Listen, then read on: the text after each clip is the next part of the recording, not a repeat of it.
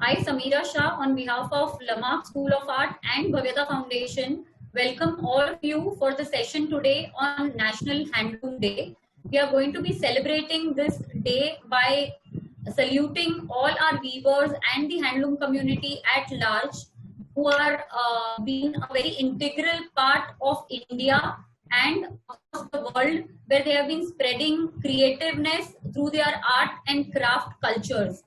Also, Swadeshi Sutra as a webinar series is brought to you today together by Lamarck School of Art and Bhavyata Foundation to celebrate this day, at the same time to get a lot and lot of knowledge and awareness to most of you of handlooms. We are going to be hearing from weavers, entrepreneurs, and designers about the beauty of handlooms, the beauty of natural dyeing, block printing, designs, and eventually the consumer's psychology. When we are presenting this, we have in our panel today three different groups of speakers, where the first presentation is going to be done by the team of Khameer.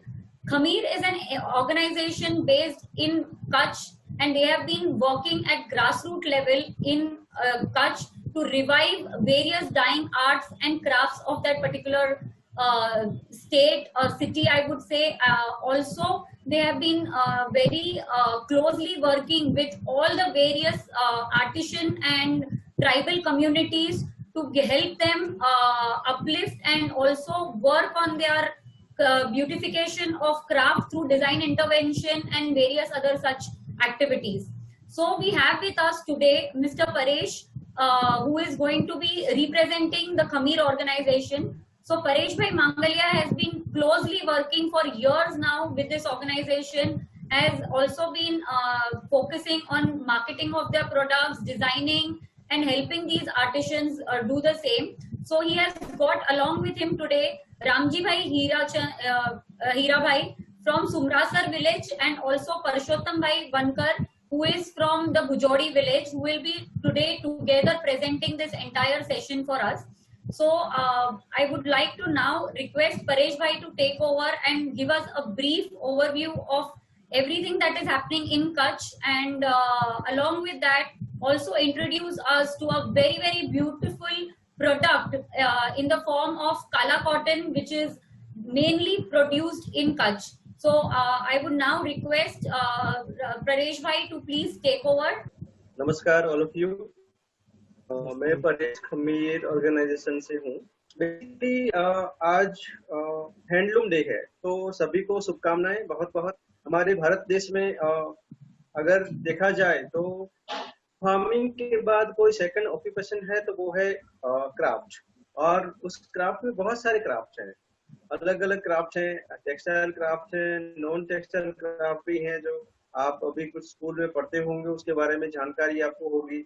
सो आज government ने 7 अगस्त जो बताया है कि handloom day के तौर पे हम बनाया जाए, तो हम उन वीवरों को ये समर्पित करते हैं इस दिन को, और उसको हम सेलिब्रेट करते हैं. तो आज मैं आपको कुछ चीजों के बारे में बताऊंगा, और मेरे साथ जो 2 लोग मास्टर आर्टिसन जुड़े हुए हैं, जो यंग हैं, बहुत सारे अलग अलग डिजाइनरों के साथ उन्होंने काम भी किया है, बहुत सारे इनोवेशन भी किए हैं, और उन्होंने अपने ट्रेडिशनली प्रोडक्ट लाइन को चेंज करके आज कंटेम्पररी प्रोडक्ट में कैसे डेवलप किया है, वो खुद अपनी जर्नी भी बताएंगे. सो बेसिकली खमीर जो है वो textile and non textile craft के साथ कच्छ में काम करता है. टेक्सटाइल क्राफ्ट में जैसे कि वीविंग, ब्लॉक प्रिंट, बाटिक, बांधनी, हार्ड मटेरियल जो क्राफ्ट है जिसे हम नॉन टेक्सटाइल क्राफ्ट भी बोलते हैं, जैसे कि सिल्वर ज्वेलरी है, पॉटरी है, वुड कार्विंग है, लैकर टर्न वुड है, कॉपर बेल है, ये सारे जो क्राफ्ट हैं वो नॉन टेक्सटाइल क्राफ्ट हैं जिनके साथ हम काम कर रहे हैं रेगुलरली. तो खमीर का बिगिनिंग हुआ 2004-5 में. एक नीड खड़ी हुई थी कि एम्ब्रॉयडरी के साथ काम करने वाली बहुत सारी और ऑर्गेनाइजेशन है, लेकिन टेक्सटाइल एंड और जो क्राफ्ट हैं, जो क्राफ्ट टेक्निक प्रैक्टिसेस हैं, उनको आगे ले जाने के लिए, उसको जीवंत रखने के लिए कोई एक ऑर्गेनाइजेशन हो जो पर्टिकुलरली उनको सपोर्ट करे और उनकी नीड को फुलफिल करे. सो खमीर बेसिकली डेवलपमेंट का काम भी करता है, साथ में ही ट्रेड का काम भी करता है। तो जो प्रोडक्ट डेवलप करते हैं आर्टिजन, उनको मार्केटेबल करना वो हमारा काम है। कच्छ की बात करूं तो बहुत सारे अलग अलग टेक्निक है, क्राफ्ट टेक्निक है। उसमें से अगर हम बात करें तो वीविंग है, हैंडलूम वीविंग। अब परंपरा थी कि जो रबारी कम्युनिटी है या और भी जो कम्युनिटी है जो वूल का स्पिनिंग करती थी, कॉटन का हैंड स्पिनिंग करती थी, और जो वीवर है उनके लिए वो प्रोडक्ट डेवलप करते थे और उनको वो प्रोडक्ट वापस देते थे। तब के टाइम बार्टर सिस्टम था। तो बार्टर सिस्टम के टाइम क्या था, कोई वीवर प्रोडक्ट बना के देता था और सामने उसके सामने उनको प्रोडक्ट के बदले उनको कुछ न कुछ चीजें दी जाती थी, चाहे धान हो या कुछ चीजें भी दी जाती थी। लेकिन जैसे जैसे बदलता गया, ट्रेंड बदलता गया, मशीन मेड यार्न भी आता गया। पहले पूरा ही hand spinning cotton and hand spinning wool में काम होता था।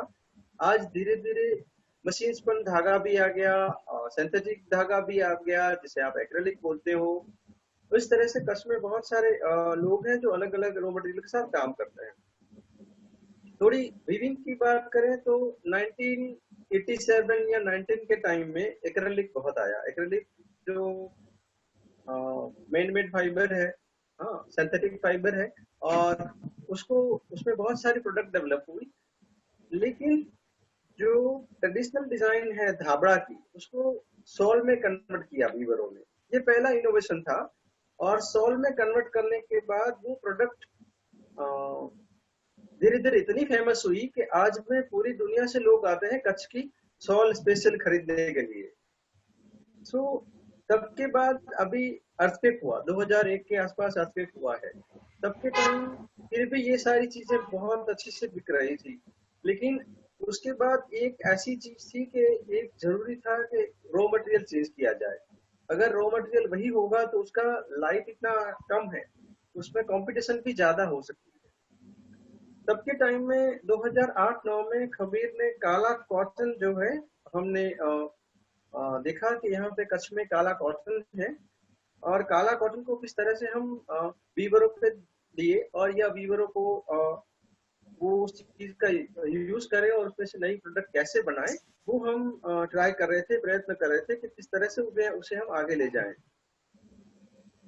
अ, मैं काला कॉटन की बात करूं तो मैं चाहूंगा कि एक पीपीटी हमने आपको दी हुई है, तो वो हम थोड़ा रन करें और मैं आपको काला कॉटन के बारे में बताऊं। कच्छ में बहुत सारी ऑर्गेनाइजेशन है, उसमें से एक ऑर्गेनाइजेशन है सात्विक, जो नेचुरल जो सीड है उसको वो सीड बैंक की तरह काम करते हैं वो लोग, और वो फार्मरों के साथ रेगुलरली काम करते हैं। उन्होंने हमको कहा कि कच्छ में, ईस्ट पार्ट ऑफ कच्छ में देसी काला कॉटन है। अब इस देसी काला कॉटन सर्दियों के दाम में, जैसे कि बहुत कम दाम में वो बेचा जाता है और उसका यूज हो जाता है गद्दों में भरने के लिए।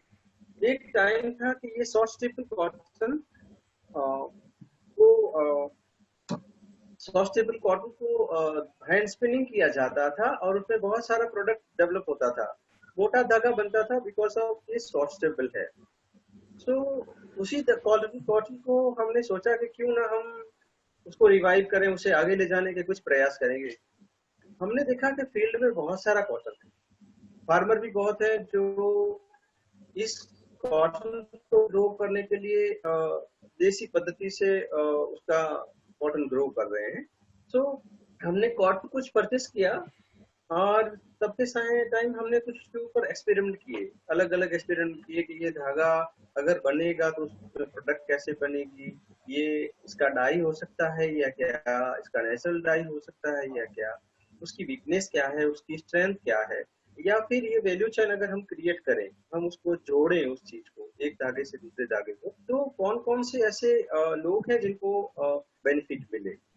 Second slide please.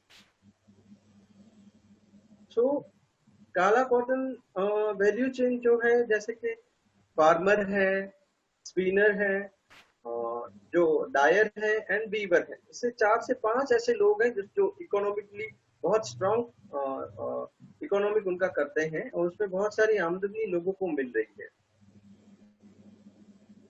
हाँ, हमारा अप्रोच था कि जो ये सॉफ्ट स्टेपल कॉटन है, इसको एक वैल्यू चेन की तरह क्रिएट किया जाए, जो spinner, farmer, spinner, ginner and weaver को भी अ, उसमें से जो सारे के सारे जो है मार्जिनल आर्टिजन है, मार्जिनल लोग हैं, उनको इकोनॉमिकली क्यों ना उनको सपोर्ट अच्छे से हो सके। हमने एक चीज इसमें और भी की कि ये सॉफ्ट स्टेपल कॉटन को हमने प्रीमियम दाम लेके देके फार्मरों से हम खरीदते हैं। जो मार्केट के दाम होते हैं कॉटन के, उससे भी हम उनको प्रीमियम दाम देते हैं और वो कॉटन हम फार्मरों से खरीदते हैं, ताकि फार्मर जो को प्रेरणा मिले, ताकि वो हर साल यही देसी कॉटन है वो करता रहे।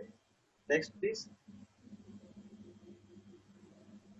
फार्मर, जिनर, वीवर की जो मैंने बात की, जैसे कि कॉटन से हमने कॉटन फूल की बात की, ये सॉफ्ट स्टेपल कॉटन है, इसका जो रेशा है 20 mm का है।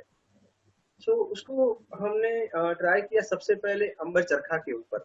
अंबर चरखा आप सब लोग जानते होंगे, उसमें से एक ऐसा टेक्नोलॉजी है जब गांधी जी के टाइम में अंबर चरखा और पेटी चरखा को बनाया गया। लेकिन ये टेक्नोलॉजी बहुत टाइम पहले से थी, जब आदमी खुद स्पिनिंग करना शुरू किए तब से उस चरखे का तो शुरुआत हो चुकी थी। लेकिन गांधी जी ने उसको एक नाम दिया, लोकल कॉटन से खादी का नाम देके उन्होंने उसको आगे लेके गए। सो हमारा जो एक एम है कि ऑर्गेनिकली इस कॉटन को हम आगे किस तरह से ले जाएं, जो स्टेक लॉट होल्डर हैं उनको किस तरह से उनके रोल जो है वो डिफाइन हम कर सके। और हम ये चाहते थे कि अलग अलग चीजों को लेके उसमें बहुत सारे इनोवेशन हो, डिजाइन हो, और हमने खमीर में अलग अलग फैसिलिटी भी की है ताकि लोग उसमें जुड़ सकें और अपनी प्रोडक्ट को बेटर कर सकें। Next please. सो काला कॉटन शुरू में जब हमने दिल्ली में एक एग्जीबिशन में हमने प्रेजेंट किया, तब के टाइम में सब आप देखेंगे कि लोगों को एक चीज उसमें से मिली जो वो लोग खादी में ढूंढ रहे थे, और एक नया रूप से वो खादी प्रेजेंट हुआ था, जिसमें विद द नेचुरल डाई था, नेचुरल डाई के साथ वो हैंड स्पिनिंग भी था, हैंड वोवन था। सो छोटे से छोटे डिजाइनर से लेके बड़े लोग, चेन स्टोर, बड़े डिजाइनर और आउट ऑफ इंडिया में बहुत सारे लोग थे जो लोग इस कॉटन को अप्रिसिएट करने लगे, और धीरे धीरे ये काला जो है वो पूरी दुनिया में फेमस हो गया। Next please.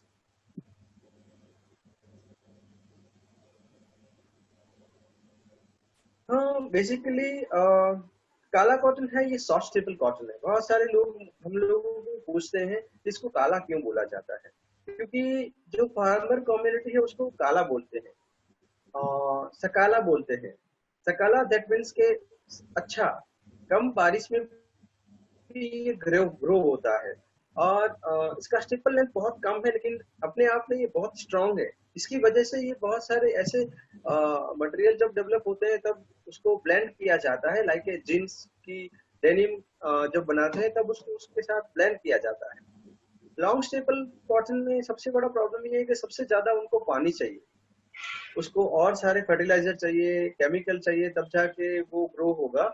और हालांकि 1 एकड़ स्पेस में लॉन्ग स्टेपल ज्यादा ग्रो होता है, लेकिन उनकी कंपैरिजन में शॉर्ट स्टेपल जो है वो कम ग्रो होता है। लेकिन उससे फाइनर धागा तो बनता है लॉन्ग स्टेपल कॉटन का, लेकिन स्ट्रॉन्ग जो है वो शॉर्ट स्टेपल कॉटन, काला कॉटन है। Next please. हमारे साथ अभी क्योंकि एक ये जर्नी ऐसा है कि पूरे 10 साल हमने इस जर्नी को स्टार्ट किया था, तो तब हमने अंबर चरखा देखा कि अंबर चरखे में ये धागा स्पिन हो सकता है या क्या।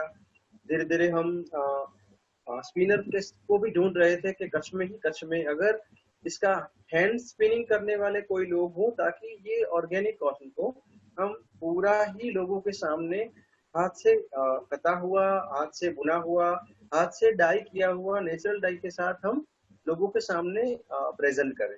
यहाँ पे कुछ नंबर भी लिखे हुए हैं, जैसे कि 15 अंबर चरखा की बहनें हैं जो 3 विलेज में हैं जो स्पिनिंग का काम करते हैं। वैसे ही पेटी चरखा आप अभी स्क्रीन पे देख रहे हो, ये गांधी जी ने ये किसान चरखा है, बेसिकली पेटी चरखा उससे थोड़ा छोटा होता है जो पैक हो जाता है, और उसको जब आप ट्रैवल कर रहे हो तब आप उसको आप साथ में ले जा सकते हो।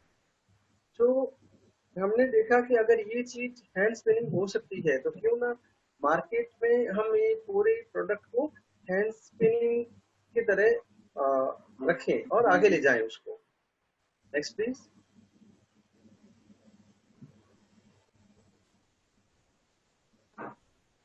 यस, सो क्योंकि फार्म में बहुत सारा कॉटन था, बहुत सारा फार्मिंग हो रहा है कॉटन, तो क्यों ना उसको हम मशीन पर अगर धागा पहले बनाए और हैंड स्पिनिंग भी पैरेलली बनाए, ताकि फील्ड में बहुत सारा कॉटन है और बहुत सारे फार्मर है, ज्यादा उसको इम्पेक्ट हो, इकोनॉमिकली वो ज्यादा अपना जो देसी कॉटन है वो मार्केट में बेच सके। इस वजह से हमने वो कॉटन ना के थोड़ा थोड़ा खरीद के हमने बल्क में खरीदा, और उसी ऑर्गेनिक कॉटन को हमने नेचुरल डाइट के साथ लोगों के सामने प्रेजेंट किया। तो आज हमारे साथ जो जुड़े हुए हैं, कच्छ में अलग अलग 4 नेचुरल डायर भी है, जो लोग कच्छ का ही लोकल कॉटन ग्रो होता है और यहाँ पे ही उसका डाइंग का काम होता है। नेक्स्ट।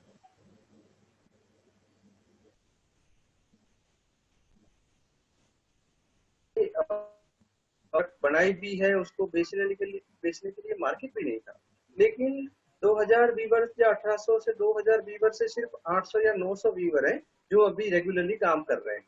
और ट्रेडिशन ये था कि वूल एंड कॉटन का वीविंग हुआ तब के टाइम में, और हैंड स्पिनिंग भी था। बीच में एक 25-30 साल ऐसे आए जिसमें मशीन स्पिन धागे से लोग प्रोडक्ट डेवलप करते थे और वो उसको मार्केट कर रहे थे।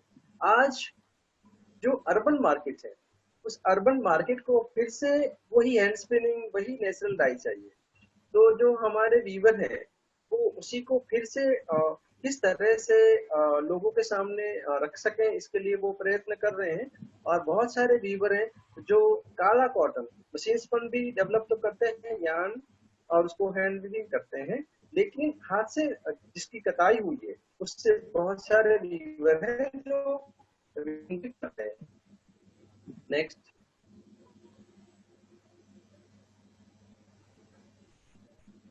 यहाँ कुछ फिगर रखे हुए हैं, जैसे कि 14 लाख से शुरुआत हुई थी, आज 2.5 करोड़ का। सिर्फ ये तो मैं खमीर की फिगर की बात कर रहा हूँ कि हमने जो टोटल सेल किया है, लेकिन ये 900 वीवर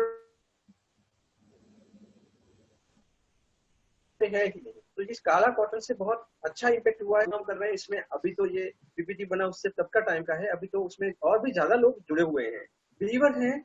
खमीर के साथ जो डायरेक्टली जुड़े हुए हैं, जो हमारे साथ काम कर रहे हैं, ऐसे 60 फैमिली है।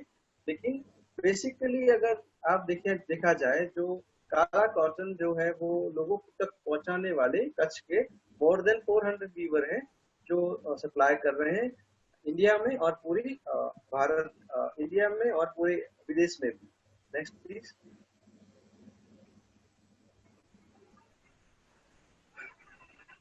सो यहाँ पे जैसे कि बेजीज है, जो वेजीज हैं जो आर्टिजन को दिए जाते हैं वो बहुत अच्छे हैं। इसकी वजह से हर मंथ जो आर्टिजन है 12 से 15 हजार रुपए पर मंथ कमाता है, और जो इंटरप्रेन्योर आर्टिजन है शायद वो उससे भी अच्छा कमाता होगा। ये जो लोग जो विविंग खुद कर रहे हैं किसी और के लिए, उनका मैंने ये फिगर लिखा हुआ है यहाँ पे।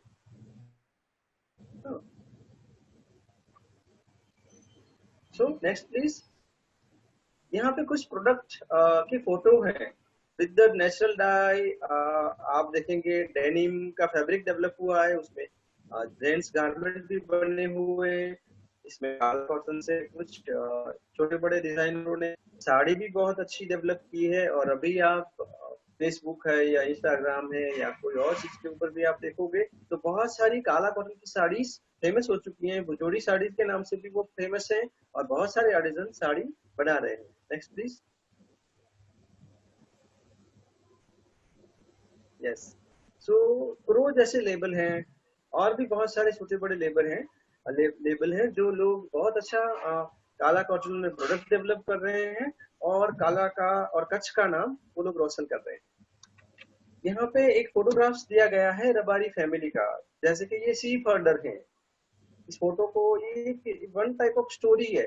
जब जब बारिश होती है तब ये अपने सीप को लेके एक जगह से दूसरी जगह वो ट्रैवल करते हैं। और ये रबारी कम्युनिटी का जो पूरा लाइफ है, सिर्फ उनके पशुधन को एक जगह से दूसरी जगह चारे के लिए ही वो ट्रैवल करते हैं। Next please. अभी जैसे कि मैंने बहुत सारी बातें कही हैं काला कॉटन की, लेकिन हालांकि ये काला कॉटन भी आया, उससे पहले बहुत सारे वीवर हैं जिन्होंने काम किया है, जिनके पिताजियों ने भी बहुत सारा काम किया है, बहुत अच्छी डिजाइन डेवलप की है। कच्छ में जैसे कि सिर्फ भुजोड़ी विलेज की मैं बात करूं, तो भुजोड़ी विलेज में 23 नेशनल अवार्ड विनर हैं, जहां से परसोत्तम भाई अभी हमारे साथ जुड़ रहे हैं, उन सब लोगों में से एक हैं। हालांकि परसोत्तम भाई को कोई नेशनल अवार्ड नहीं मिला है, लेकिन उनकी जो प्रोडक्ट है कोई नेशनल अवार्ड से कम की प्रोडक्ट नहीं है, इतनी अच्छी वो प्रोडक्ट डेवलप कर रहे हैं। परसोत्तम भाई के बारे में मैं थोड़ा बहुत ये बताऊं कि उन्होंने अलग अलग डिजाइनरों के साथ उन्होंने काम भी किया है। परसोत्तम भाई ने कला रक्षा विद्यालय से डिजाइन को लेके 1 साल का उन्होंने कोर्स किया है, और वहां से वो पास आउट हुए हैं। उन्होंने अपने प्रोडक्ट में एक नवीनतम प्रोडक्ट लाए हैं, ताकि लोगों को एक नया चीज मिले। अलग अलग चीजों को ब्लेंड किया है उन्होंने। तो अपने बारे में, अपने जर्नी के बारे में और अपनी प्रोडक्ट के बारे में आई थिंक पुरुषोत्तम भाई आप कुछ बताइए। नमस्ते।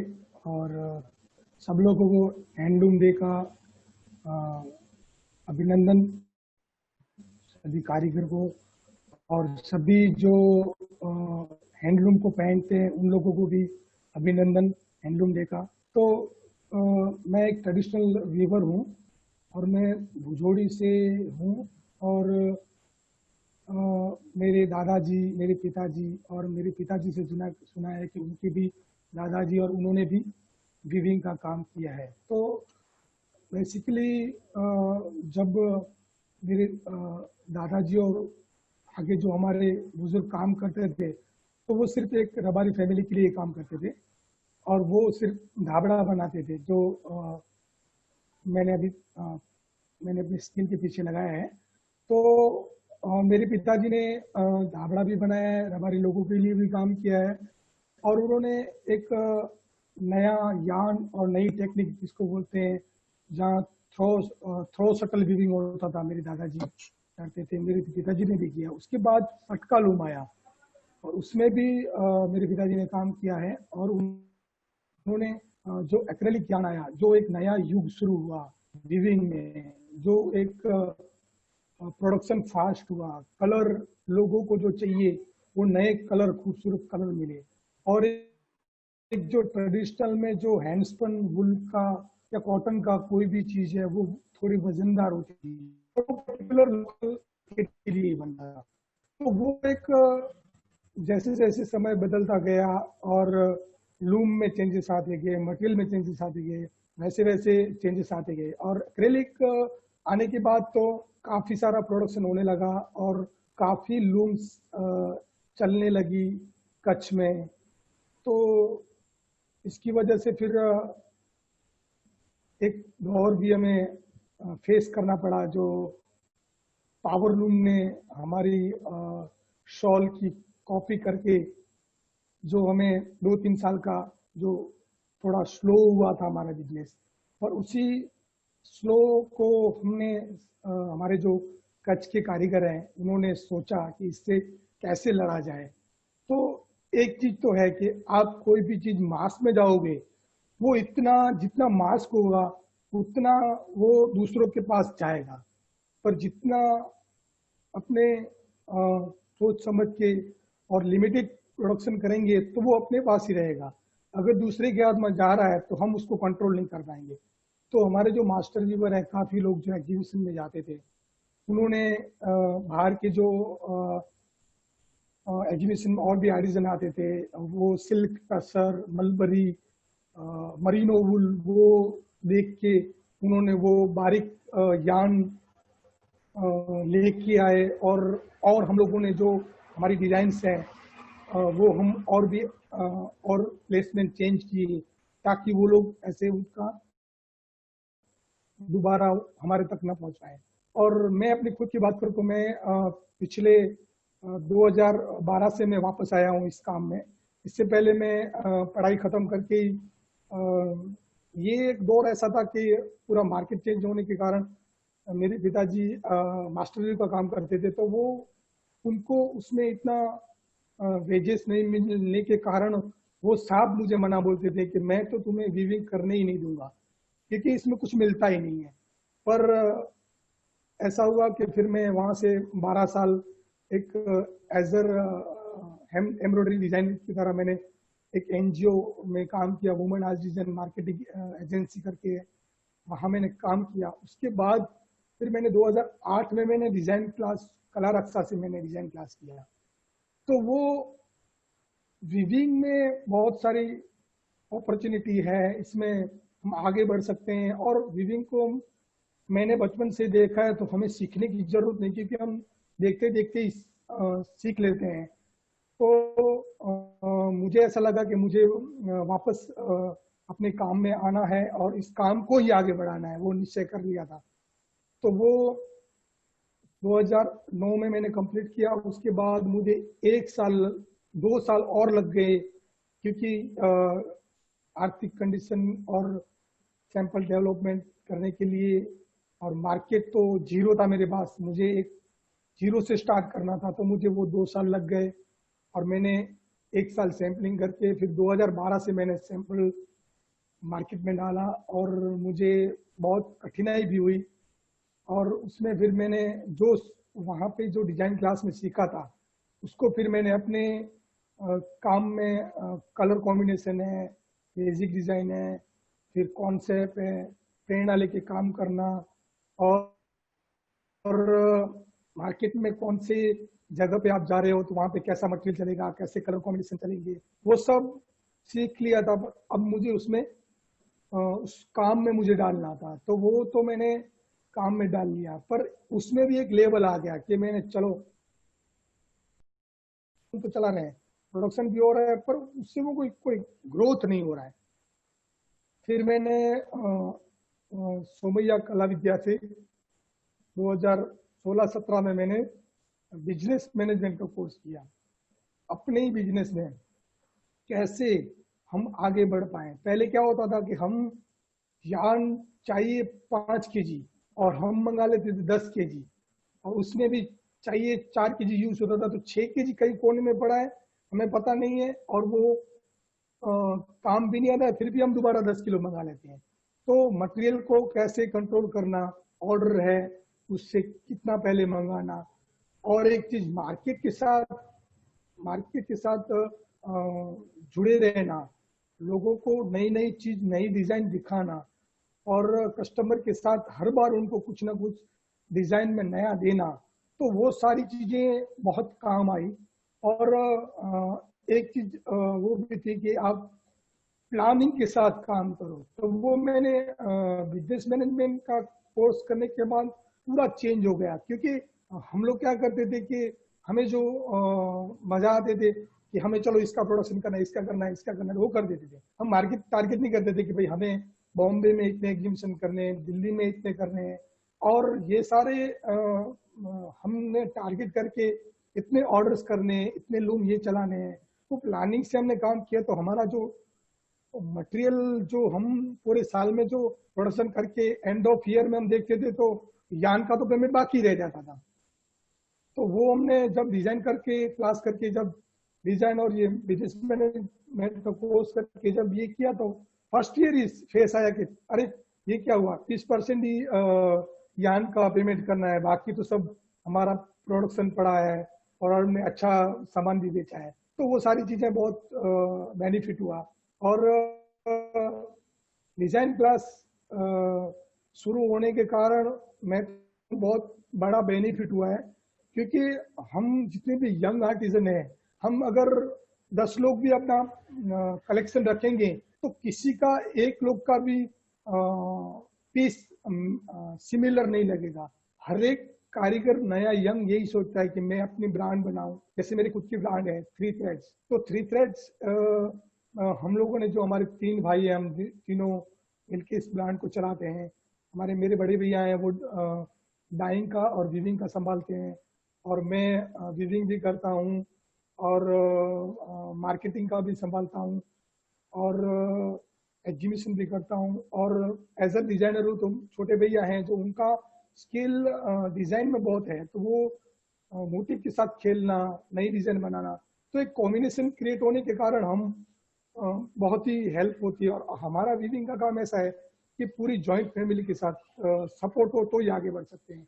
तो हमारे माता जी हैं, वो वार्प निकालती हैं, हमारे तीनों की वाइफ है, वो फिनिशिंग करती हैं, डाइंग में हेल्प करती हैं।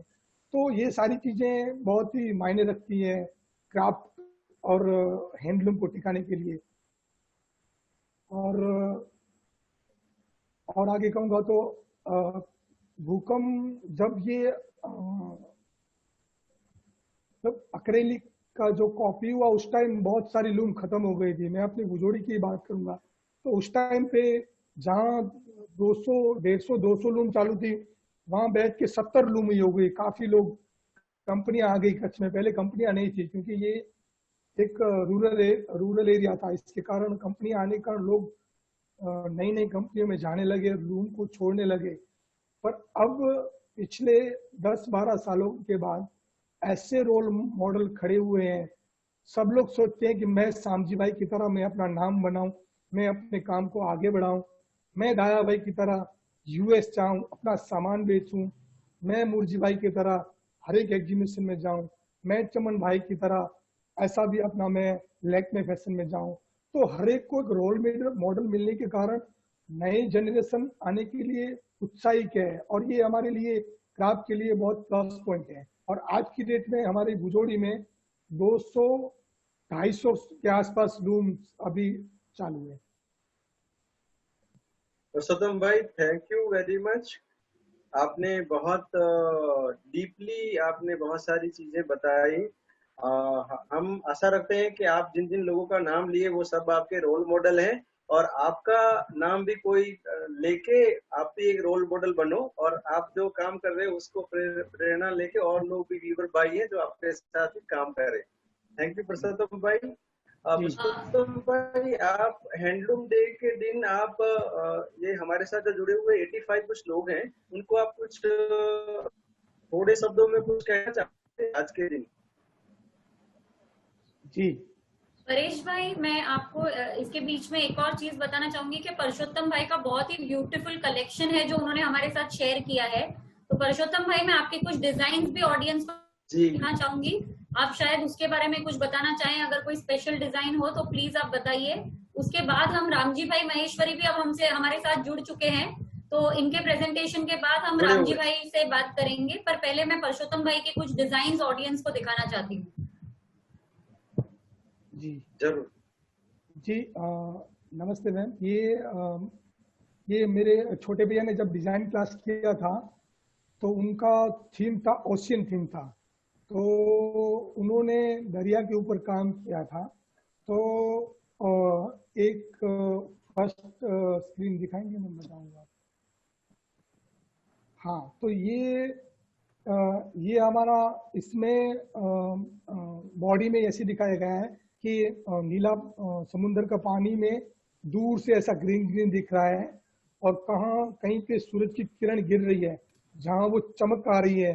तो हमने वहाँ पे हमारा ट्रेडिशनल मोटिव चौमुख है, जो कच्छ की आइडेंटिटी है, जो पहचान है, उसको हमने चमक दिखाने की कोशिश की है, जो वो पूरी हर साल और आने वाली पीढ़ियों तक चमकता रहे।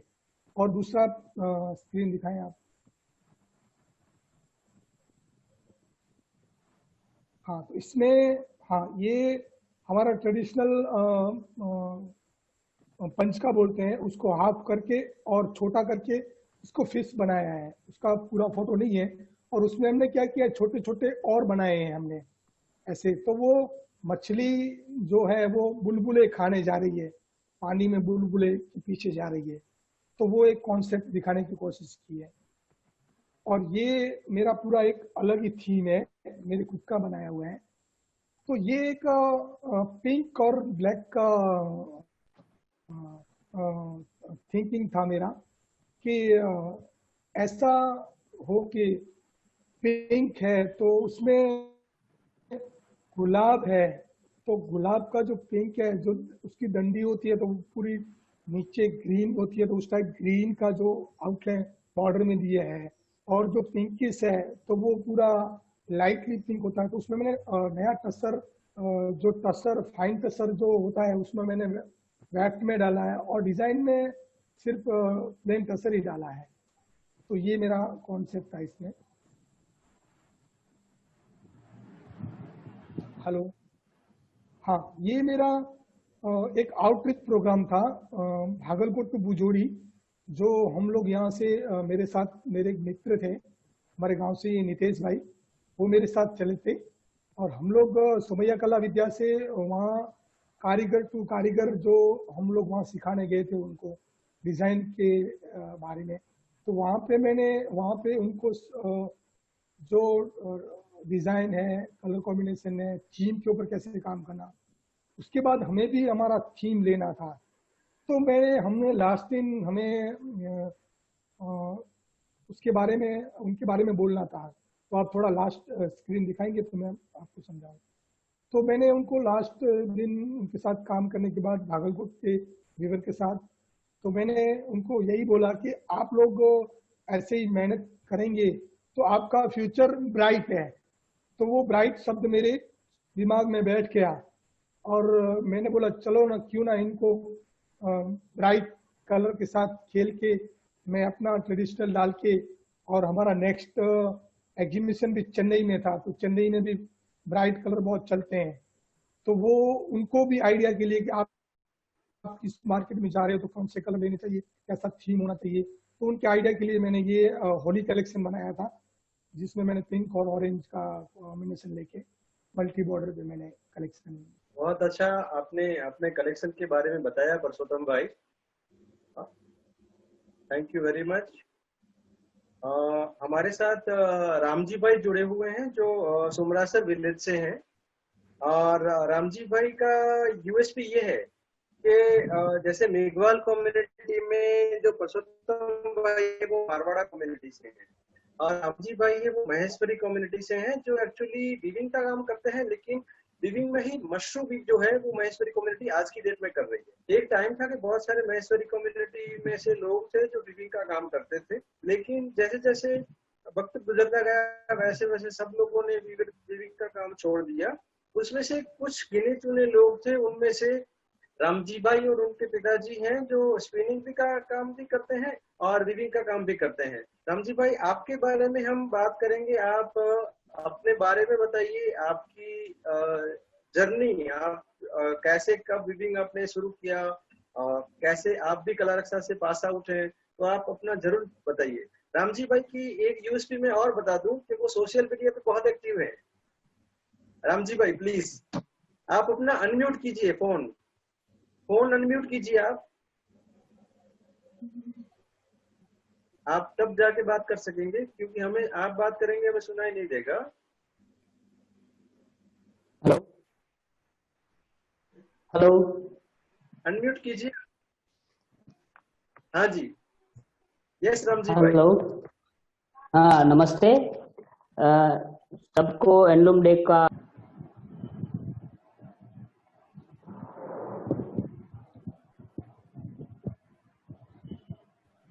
रामजी भाई, अब आप प्लीज अपना इंट्रोडक्शन और अब हमको आपके बारे में माहिती दे सकते हैं प्लीज।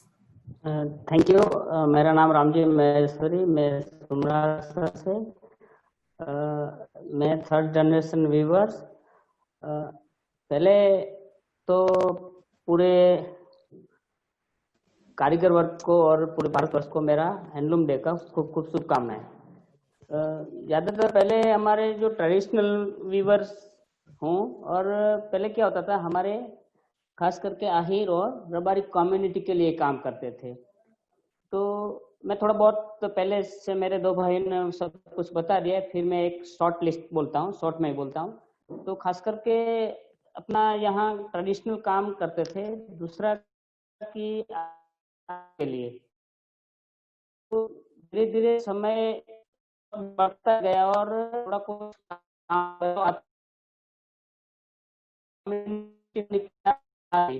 तो समय के साथ में कुछ परिवर्तन पड़ा।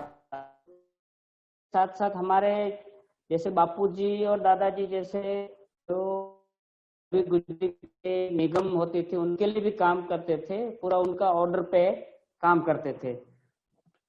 तो समय के साथ साथ उनमें भी थोड़ा कुछ आ गया और एक एक्रिलिक का आया। तो के लुधियाना की एक्रिलिक वुलन शाल आ गई। तो उस टाइम में ब्लैंकेट्स के ऊपर जैसे खथा होता है हमारा यहाँ का देसी धाबड़ा, उनके ऊपर एक शाल कन्वर्ट हुई, तो जैसे कच्छी शाल। तो बाद में कच्छी शाल के ऊपर एक लुधियाना की मशीन शाल आ गई। तो खासकर 1990 के बाद बहुत मुश्किलें आने के लगी को मार्केट के अंदर। फिर हमारा पूरा जो बाजार था बिल्कुल ठप हो गया। तो बाद में ऊपर से एक 2000 में एक भूकंप आया। तो भूकंप के बाद हमारा काम बाजार पूरा ठप हो गया। तो एक आजीविका के टिकने के लिए हमने भी बहुत सारा संघर्ष करना पड़ा। जैसे भूकंप के बाद 1-2 साल 3 साल तक हमने भी एक जॉब वर्क, लेबर वर्क, कहीं पे कड़िया काम या कुछ मजदूरी के लिए निकल पड़ते थे। लेकिन ये अपना उस काम में पैसे तो मिलता, लेकिन जो सम्मान मिलना चाहिए वो नहीं मिलता था। तो फिर से हमने 2002 के बाद जो अपना काम था वो चालू कर दिया, जो वीविंग का। लेकिन उनमें भी एक ऐसा था कि बाजार तो थी नहीं, फिर भी हम चालू कर तो धीरे धीरे जैसे हम बोलते हैं सुमरा, यहाँ ज्यादातर बहुत सारे फॉरेनर आते रहते थे। जैसे एक हमारे पास में कला रक्षा है, तो हमको लगा कि भाई इतने सारे बायर्स आते, फॉरेनर आते, तो हम क्यों नहीं अपना काम इनको दिखाए। लेकिन वो देखते थे लेकिन लेते नहीं थे, क्योंकि हम वुलन शॉल में हम बहुत सारी मेहनत करते थे, लेकिन हमारा मार्केट नहीं मिल रहा था। इतनी मेहनत करते थे लेकिन कोई देखता भी नहीं था, क्योंकि वो एक्रेलिक थी। ये हमको भी पता नहीं था कि एक्रेलिक क्या चीज होती है। लेकिन समय आया कि हम कला रक्षा में 2008 में ज्वाइंट हुए डिजाइन कोर्स के लिए, तभी पता चला कि भाई मार्केट क्या है, लोगों को क्या पसंद है, क्या कलर है। तो ये सब हमको 2009 में पूरा कोर्स के दरमियान सीखने को मिला कि भाई कलर क्या है, डिजाइन कॉन्सेप्ट क्या है, थीम, और लास्ट में हमारा फिनिशिंग एंड प्रेजेंटेशन। हम काम तो करते थे लेकिन हम अगर अच्छा सा प्रेजेंटेशन भी नहीं कर पाते थे तो भी हमारा काम नहीं मतलब दिखा पाते थे, नहीं बिकता था। तो ये पूरा साल हमको डिजाइन कोर्स के अंदर सीखने को मिला। तो 2010 के बाद हमारा 2009-10 के बाद हमारा एक टर्निंग पॉइंट था, ताकि हम एक बाजार में आए। बाजार में आने के बाद एक हम हाईलाइट हुए। तो एक कारीगर से हम एक अच्छा सा डिजाइनर, मतलब एक आर्टिजन डिजाइनर हुए। तो ये तो हम काम करने लगे, एक अच्छा सा हमको एक प्लेटफॉर्म मिला। तो खास करके डिजाइन कोर्स के दरमियान हमको ये सीखने को मिला कि भाई लोगों की पसंद क्या है, लोग क्या मांगते हैं, क्या कपड़ा पहनते हैं। यहाँ तक कि मुंबई का कलर वो वहाँ क्या चल रहा है। जैसे हम साउथ में जाएंगे तो वहाँ का कॉन्सेप्ट थीम अलग रहता है। तो वहाँ तक कि ज़्यादातर हमारा यहाँ टूरिस्ट एरिया है। जैसे हमारा ये खावड़ा जैसे व्हाइट डेजर्ट होता है, तो वो हमारा एक टूरिस्ट पॉइंट होता है। तो इसी वजह से हमारे सीजन में ज़्यादातर फॉरेनर बहुत ज़्यादा रहते हैं। तो उनका भी टेस्ट हमने जानने लगा, तो उनके टेस्ट के हिसाब से हमने अपना प्रोडक्ट बनाया। तो ज़्यादातर हमारा taste foreigner and domestic market के हिसाब से हम बनाते हैं। फिर लगा कि भाई हम काम तो करते थे, फिर झूड़ी में हमने बोला कि भाई आप 1 साल एक मैनेजमेंट कोर्स कर लो। तो हमने एक 2014 में 14-15 में हमने एक BMA कोर्स किया। तो BMA कोर्स के अंदर एक पूरे साल का हम मैनेजमेंट टाइम कैसे कर सकते हैं, मतलब टाइम मैनेजमेंट। पहले क्या होता था, हम एक हिसाब नहीं रखते थे, ज्यादातर बस ऐसे ही पूरा किसको माल दिया, कितना आया, कितना गया, वो हमारा हिसाब नहीं रहता था। कितना पूरे साल का माल चाहिए, कितना स्टॉक रहा, कितना नहीं रहा, कितनी नुकसानी हुई। तो ये हम इतना मतलब एक हिसाब नहीं रखते थे टैली। तो वो मैनेजमेंट कोर्स के अंदर पूरे साल का एक मैनेजमेंट, टाइम मैनेजमेंट सीखने को मिला कि भाई पूरे साल के अंदर हमको कितना प्रोडक्ट चाहिए, कब मतलब एक 365 दिन का पूरा टाइम टेबल बन जाता है कि हमारा सीजन रहता है ज्यादातर अगस्त अक्टूबर के बाद हमारा मार्च तक सीजन रहता है, तो ये 4-6 महीना हमारा एक काम का सीजन होता है। तो इसके मार्च के बाद हमको क्या करना पड़ता है, तो वो हमको एक टाइम मैनेजमेंट में सीखने को मिला कि भाई मार्च के बाद हमारा एक प्रोडक्शन टाइम होता है, तो वो भी किस तरह के होता है कि पूरे साल का हम एनालिसिस करते हैं कि भाई पूरे साल में हमारा कौन सा प्रोडक्ट कितना बिका, कैसे बिका, अगर नहीं कोई एक ऐसा प्रोडक्ट होता है कि क्यों नहीं बिका, तो उसके ऊपर हम एनालिसिस करते हैं। बाकी क्या होता है कि हम 60-40 के हिसाब से हम अपना काम करते हैं, जैसे हम 60-70% हमारा रेगुलर काम चालू रखते हैं और 30 या 20% हम कुछ सीजन के लिए नया बनाते हैं। तो हमारा एक प्रोग्राम रहता है, एक टाइम टेबल होता है। दूसरा कि 365 दिन के अंदर हमने पूरा एक काम का टाइम टेबल बनाते हैं कि इस टाइम में हम इतना प्रोडक्ट बनना है। वो भी ऐसा होता है कि भाई एग्जीबिशन के लिए कितना पीसेस बनाना अपने घर के लिए, जो अपना टूरिस्ट आते हैं तो वो घर पे के रखने के लिए भी कितना प्रोडक्ट बनाना पड़ता है। दूसरा ये कि ऑर्डर बेस पे भी होता है कि भाई ऑर्डर आया है तो ऑर्डर को भी हमने किस तरह से काम में लगाना चाहिए, तो कितना कारीगर रखना चाहिए। तो इस तरह से हमने पूरा एनालिसिस टाइम टेबल पूरा बनाते रहते हैं। तो इस हिसाब से हमने ये पूरी जर्नी में हम डिजाइन कोर्स और मैनेजमेंट कोर्स में ये सीखने को मिला है। तो जैसे जैसे बाकी तो क्या है कि हमको अपने काम के अंदर अपना काम ही हमको सिखाता है पूरा। तो जैसे जैसे कोई डिजाइनर आता है तो हम उनसे भी हम बहुत सारे सीखते रहते हैं। कोई कस्टमर आता है तो उसकी जो रिक्वायरमेंट होती है उससे भी हम बहुत सारा सीखते हैं। तो ज्यादातर कोई ऐसा ऑर्डर्स होता है तो ऑर्डर्स के लिए हम सैम्पलिंग के हिसाब से हम ज्यादातर बहुत कुछ सीखने को मिलता है। आज आप कुछ शब्दों में अब हैंडलूम डे परेश भाई है। आप म्यूट पे हैं, आपको भारत थोड़ा अनम्यूट करना पड़ेगा अपने आप को बोलने के लिए। और रामजी भाई अब हम आपकी कुछ डिजाइन दिखा रहे हैं ऑडियंस को, तो अगर आप अपने डिजाइन के बारे में कुछ बोलना चाहें तो बोल सकते हैं। हाँ, ये हमारा टेक्सचर है। एक हमने ज्यादातर 2009 में हमने एक टेक्सचर चालू किया। तो ज्यादातर क्या होता है कि कई बार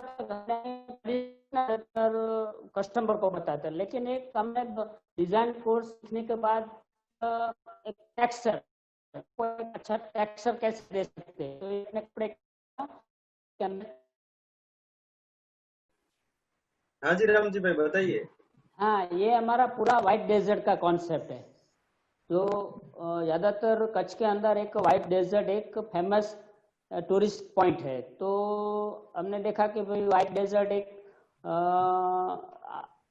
मगज मतलब लोगों के माइंड में एक सेट हो जाता है कि कच्छ में आने के लिए हमको व्हाइट डेजर्ट, तो ये हमने एक व्हाइट डेजर्ट का एक कॉन्सेप्ट लिया हुआ है। ओके, परेश भाई, रामजी भाई और परशोत्तम भाई, आपका बहुत बहुत धन्यवाद कि आप लोग हमसे इस टाइम, ऐसे टाइम में भी कच्छ से जुड़े।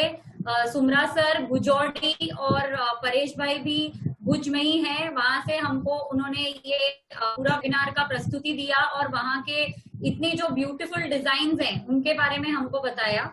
अब हमारे कुछ क्वेश्चन हमारे बॉक्स में आए हुए हैं, तो मैं चाहूंगी कि अगर आप उनका कुछ उनके बारे में, हम 2-4 ही, शायद ज्यादा सवाल नहीं ले पाएंगे हम समय के कारण, लेकिन मैं चाहूंगी कि अगर हम कुछ क्वेश्चंस ले पाए।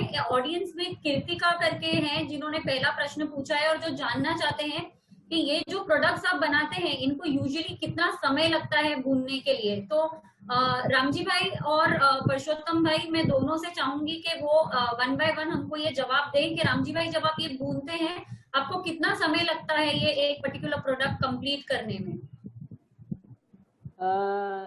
जैसे तो हमारा क्या होता है कि ताना बाना सब जोड़ के एक पीस को हमको 2 से 3 दिन लग जाता है। तो ये हमारा एक, और दूसरा क्या होता है कि हमारा ये ताना पूरा 20 पीस का होता है, तो हम डिजाइन और कलर कॉम्बिनेशन के हिसाब से 2 दिन तो वैसे ही लग ही जाता है। तो हम कुल मिला के ताना सब करके 3 दिन का एक पीस बनता है। एक शॉर्ट में मैं बता दूं कि ये डिजाइन के ऊपर डिपेंडेंट है। कच्छ का जो वीविंग है वो एक्स्ट्रा वेफ्ट उसका मेन पहचान है। हाथ से जब उसका धागा कैलकुलेट करके उसके ऊपर एक पैटर्न क्रिएट होती है, that mean is extra weft. अब उसमें डिजाइन और पैटर्न कितना है उसके ऊपर डिपेंडेंट है कि कितना आप चाहते हो कि उस डिजाइन हो। ऐसा हो सकता है कि कोई स्टोल या दुपट्टा बन रहा है, वो कम से कम 2 दिन तो लगेंगे ही। एक डिजाइन छोटा सा थोड़ा बहुत आप डिजाइन बना रहे हो, लेकिन अब उसमें ज्यादा डिजाइन है, बहुत पीस में पूरा ही डिजाइन बना हुआ है, तो 8 से 15 दिन भी एक पीस में लग सकते हैं। कुछ कुछ साड़ियां हैं तो 5 से 6 दिन में भी हो जाती हैं कुछ साड़ी वीव करने के लिए। कुछ साड़ी 15 दिन में ही एक साड़ी वीव होके बनती है। सो एक्स्ट्रा वेब कच्छ का मेन पहचान है, जिसकी वजह से उसका डिजाइन कितना उसके ऊपर है। अगर उसको प्लेन वीव करना है तो एक स्टोन शायद वो शाम तक वीविंग कर दे 2 मीटर, लेकिन उसमें पैटर्न या डिजाइन बनाए तो उसके लिए शायद उनको 2-3 दिन लगते हैं। रामजी भाई, आपके लिए एक और सवाल है जो किंजल छेड़ा ने पूछा है, जो जानना चाहते हैं कि आपके वीडियो में हमने जो एक शॉल दिखाया जिसमें आपने पानी डाल के दिखाया था, उसके बारे में आप थोड़ा और बताएंगे लोगों को, और वो जानना चाहते हैं कि ये वाटर रेपिलेंट कैसे है। हाँ मैडम, ये हमारी एक बुजुर्ग को जो जैसे पापा ने एक खत्था बनाया, जैसे हम हमारी कच्ची में बोलते हैं इसको खत्था, जो जो धाबड़ा बोलते हैं। तो इसको ब्लैंकेट्स हमारे इसकी खास पहचान होती है। ज्यादातर इसकी साची कोर यानी एक ट्विल स्लीव्स होता है, बॉर्डर का जो साची कोर होता है, जो 2 टाइप का एक धाबड़ा होता है, उसको हम स्टिच करते हैं। 2 पार्ट बना के इसको हम स्टिच करते हैं बीच में, यानी उसको हम सादा वाला धाबड़ा बोलते हैं, कच्ची धाबड़ा। तो वो हमारे 2 कम्युनिटी के लिए बनाते थे, एक रबारी एंड आहिर के लिए। जो पहले में क्या होता था, जो मालधारी लोग होते थे वो ज्यादातर जंगल में ही घूमते रहते थे। तो कहीं से भी वो एक धाबड़ा था, एक अपनी एक सेफ्टी थी, सिक्योरिटी थी। तो कहीं पे भी बारिश आ गई तो अगर इसके ऊपर जैसे ओढ़ लिया, पूरा कवर कर लिया, तो ज्यादातर जो सिप वूल होता था वो एक सिल्की, ऑयली सिल्की वूल होता था, और अभी भी है। तो वो हमारा जो सिल्की ऑयली जो एकदम गट्ठा सा वीविंग किया होता है, तो उसके अंदर पानी भी बूंद भी नहीं पर, जो उसको हम वाटर प्रूफ ब्लैंकेट्स बोलते हैं। तो ज्यादातर जो मालधारी लोग होते हैं वो जंगल में ही रहते हैं, तो वो उसको अगर ज्यादा बारिश आ गई तो उसको भूंगा भी बना के ओढ़ लेते, तो उसके ऊपर से एक बूंद भी पानी नहीं आती। तो वो एक खासियत है हमारे कच्छ के ब्लैंकेट्स की, खासियत है जो वाटर प्रूफ ब्लैंकेट्स यानी खत्था, तो उसके ऊपर एक बूंद भी अंदर नहीं आती है, तो उसकी एक खासियत है। इसी के लिए मैंने एक डेमो बताया है कि इसके अंदर पानी भी नहीं जाता है, तो मैंने वीडियो में भी एक बताया हुआ है। थैंक यू रामजी भाई, तो आपका बहुत बहुत धन्यवाद। Thank you lemma school of art, thank you very much.